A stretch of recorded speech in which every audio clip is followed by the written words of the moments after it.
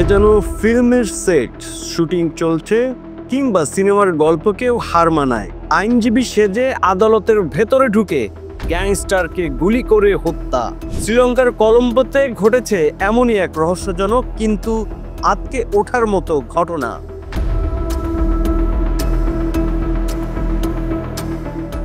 সঞ্জয় কুমারা সমররত্নে নামের এক গ্যাংস্টারকে 2023 সালে গ্রেপ্তার করা হয়।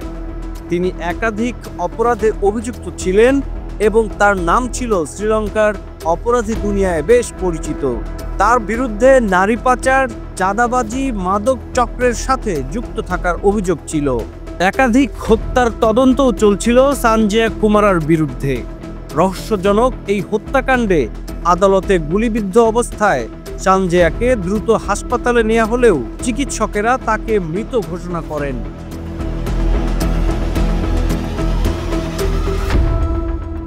এই হত্যাকাণ্ডটিকে আরও বেশি রহস্যজনক করে তুলেছে পিনপুরা দেওয়াগে ইশারা সেওয়ান্দি নামে এক নারী। ইশারা সেওয়ান্দি ছিলেন সঞ্জয় কুমার সমররত্নের সহযোগী গ্যাংয়ের সদস্য। হত্যাকাণ্ডের পর ইশারা সেওয়ান্দির নাম বেশ আলোচনায় এসেছে। একটি বইয়ের অংশ কেটে বিচারকের কক্ষে পিস্তল বহন করে সেওয়ান্দি। যদিও এই নারী এখনও পলাতক রয়েছেন। সেওয়ান্দির ব্যক্তিগত জীবন এবং তার সঞ্জয় কুমার সমররত্নের সাথে সম্পর্কে কিছু নতুন তথ্য সামনে এসেছে যা আরও বেশি রহস্য সৃষ্টি করেছে। এ ঘটনায় সন্দেহভাজন দুই ব্যক্তিকে সহায়তা করার সন্দেহে ইতিমধ্যেই আটক করা হয়েছে।